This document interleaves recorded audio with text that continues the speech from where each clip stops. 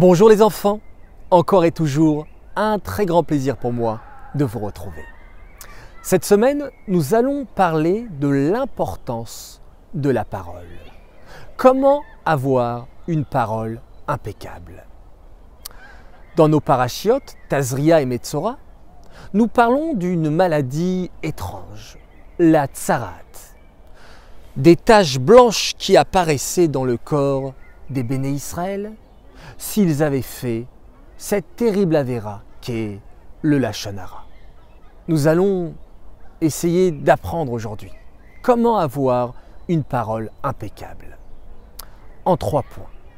Premier point, faire attention, extrêmement attention à ce qui sort de notre bouche. Ne pas se plaindre, ne pas critiquer, ne pas blesser ou humilier les autres. S'empêcher de faire cela. Deuxième point, savoir se taire justement. Faire un stop. Stop, se taire, observer patiemment. Parfois, papa, maman, notre professeur, un camarade veulent nous expliquer quelque chose et nous, on se précipite à couper la parole. Oui, on réagit de manière un petit peu impulsive. Alors, faire un stop, savoir écouter et ensuite répondre calmement. Troisième point, si jamais on entend malheureusement du lachon hara, de la médisance, alors comme un feu, il faut savoir tout de suite l'éteindre et l'étouffer et ne pas propager cette mauvaise parole, ne pas propager cette rumeur, ne pas dire du mal sur les autres. Et lorsqu'on va prendre l'habitude de ne pas répandre les mauvaises nouvelles, de ne pas répandre les mauvaises rumeurs, alors personne ne viendra nous embêter avec des mauvaises paroles. Au contraire, on va venir vers vous pour vous dire de belles nouvelles, de belles paroles, des compliments, des remerciements. Il faut qu'on soit un canal pour dire le bien et que le mal ne passe pas par nous. Ça, c'était le 3e point pour avoir une parole impeccable. Il faut savoir aussi que la personne avec qui on parle le plus dans notre vie, c'est nous-mêmes. Et oui, on se parle beaucoup, à longueur de journée.